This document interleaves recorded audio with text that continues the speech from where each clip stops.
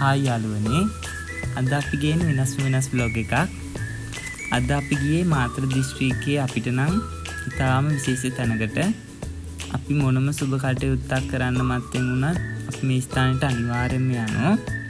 මෙතන නමින් හඳුන්වනවා නම් ගැටබරු රජුරු බණ්ඩාර දේවාලය සහ ගැටබරු පුරාණ රජමහා විහාරයට තමයි අද අපි යන්නේ. මේ පේන්නේ යාළුවනේ පුංචි පාලම. මේ අපි ගැටබරු විහාරයට යනකොට ඌරුබොක්කේ සිට කොටපල පැත්තට යනකොට හමු වෙන පුංචි ඇල්ලක්. අපි මේ ෂෝට් කට් එකකින් දාලා යන්නේ යාළුවනේ. මෙතනින් බොහොම ආසන්නයටම මෙතනින් වැටෙනෝ ගැටබරු දේවාලය කිට්ටුවටම. මෙතන දැන් අපි යාළුවනේ දැන් ඉස්සරහින් පේන්නේ මකර තොරණ ගාවින් අපි ඇතුළට යන්න ඕනේ. මෙතනට තමයි අපේ දුර යන වාහන ඊට පස්සේ එක සුබ කටයුතු වලට යන හැමෝම වගේ මෙතන පහු කරනවා නම් අනිවාර්යෙන් පඳුරක් දාන එක සිරිතක්.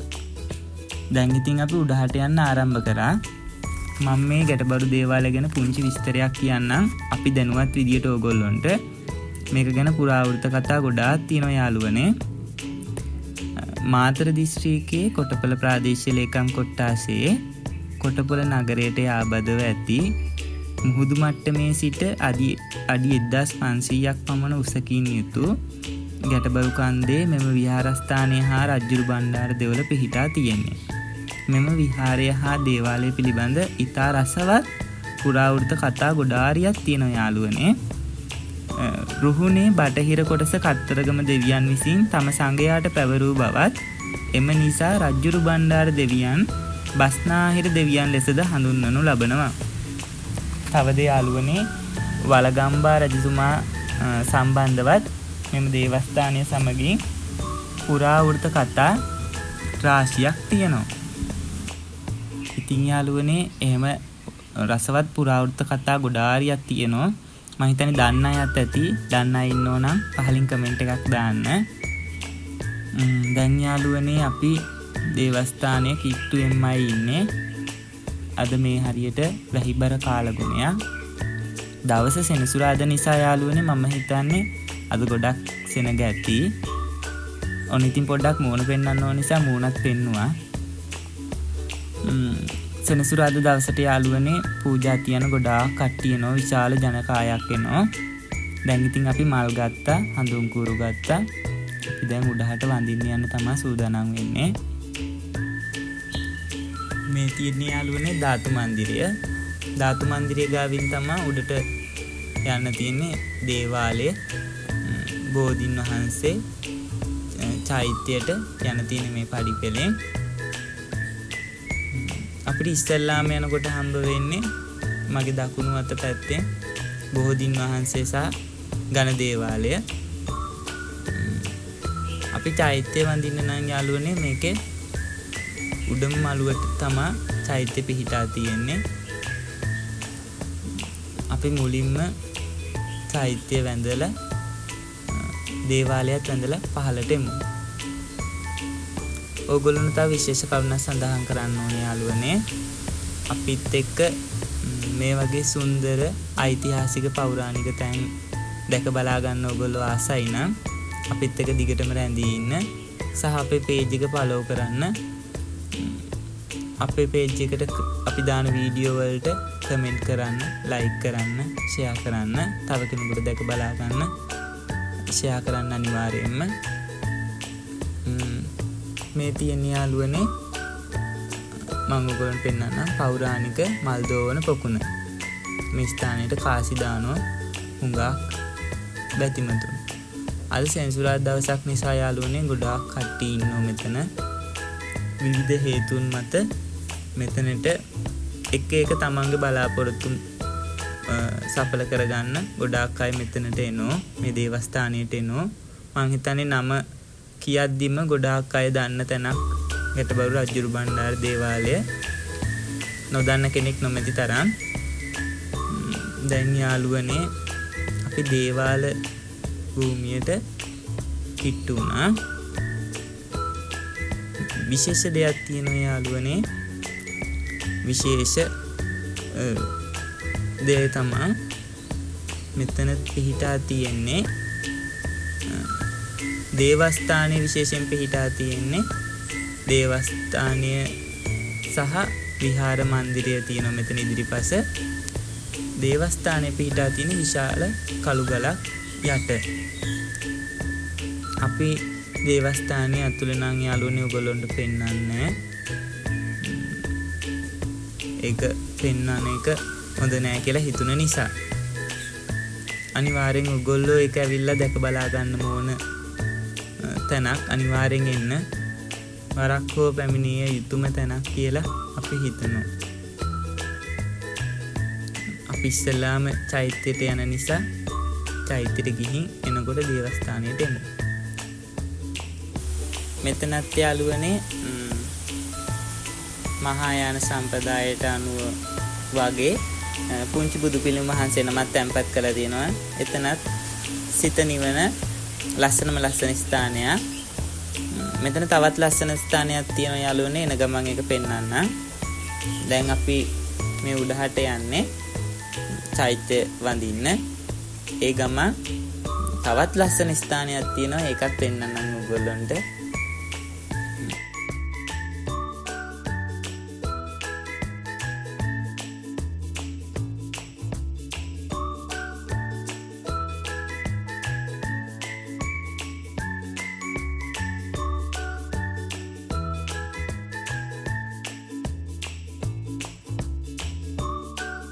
මෙතන චෛත්‍යයට පිවිසෙනම තැන යාළුවනේ මේ බුදු පිළිමය දකිද්දිම අපි තුල සංවරකම විනීතභාවය නිකම්ම හිතට එනවා.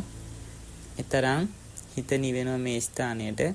පෞද්ගලිකව මම නම් යන්න ආසම තැනක් තමයි ගැටබලු රජුරු බණ්ඩාර දේවාලය සහ එම පූජා භූමියට. අපි යාළුවනේ ආව ගමන් ඔක්කොටම කලින් අපි ගෙන ආපු මල් පහන් සුවඳ දුම් පූජා කරා.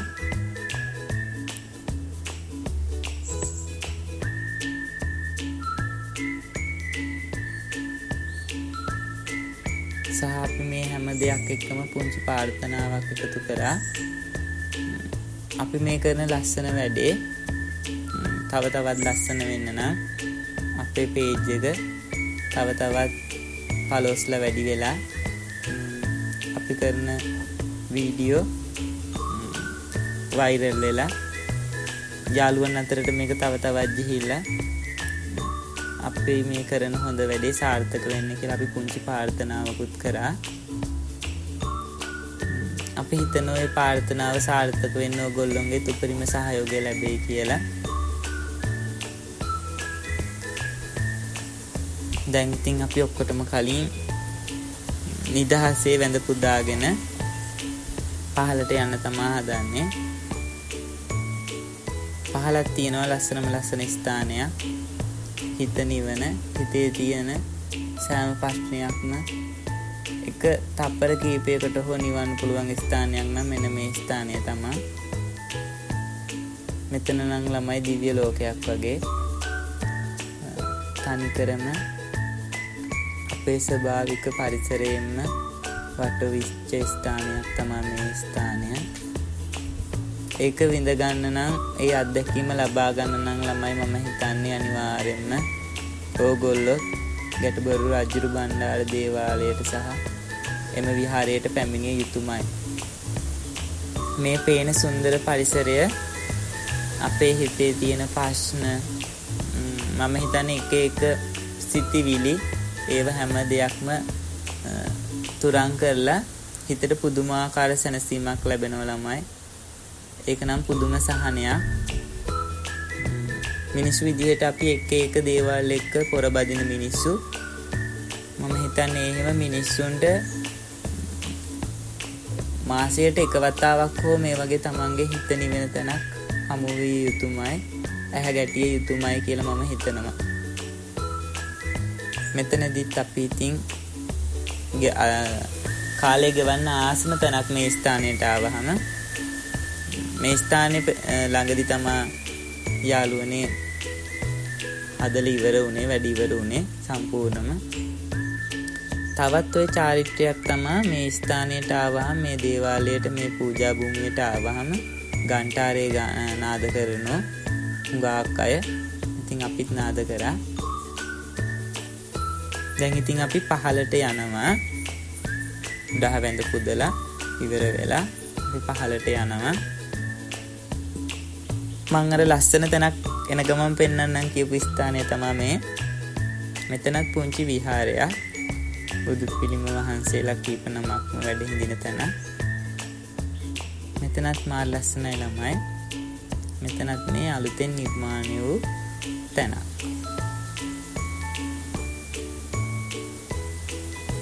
දැන් ඉතින් අපි හදන්නේ දේවාලයට ගිහිල්ලා වැඳලා පඳුරු දාලා ඒ වතාවත් ටික සිදු කරලා එන්න. අපි දේවාලයේ ඇතුලේ වීඩියෝ නම් ගත්තේ නෑ ළමයි. මොකද ඒක ගැලපෙන්නේ නෑ වගේ කියලා හිතුන නිසා අපි ඇතුලේ වීඩියෝ කරේ නෑ යාළුවනේ. දැන් ඉතින් අපි පහළ බෝධීන් වහන්සේ සහ ඝන දේවාලය ළඟට ආවා. මෙතන තවත් විශේෂ ස්ථානයක් පිහිටා තියෙනවා. මම ඒක ඔයාලට පෙන්නන්නම්. මුලින්ම අපි බෝධීන් වහන්සේ වඳිමු. බෝධීන් වහන්සේ වැඳලා ඝන දේවාලය සහ විශේෂම ස්ථානය බලන්න යමු.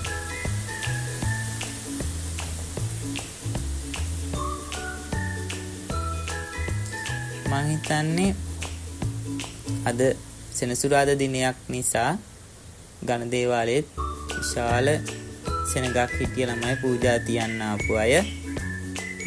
මොන්නාර මම කිව්ව තවත් විශේෂ ස්ථානයක් මෙතන තියෙනවා කියලා. මේක තමයි ඔයගොල්ලන්ට ඔය පේන්නේ. මේක තමයි ළමයි නවග්‍රහ දේව මණ්ඩපය. මෙතන මම හිතන්නේ අපල උපද්‍රව තියෙන ගොඩාක් දෙනා මෙතන පූජා කටයුතු සිදු කර ගන්නවා. දැන් මේ පේන්නේ ඝන දේවාලය ළමයි.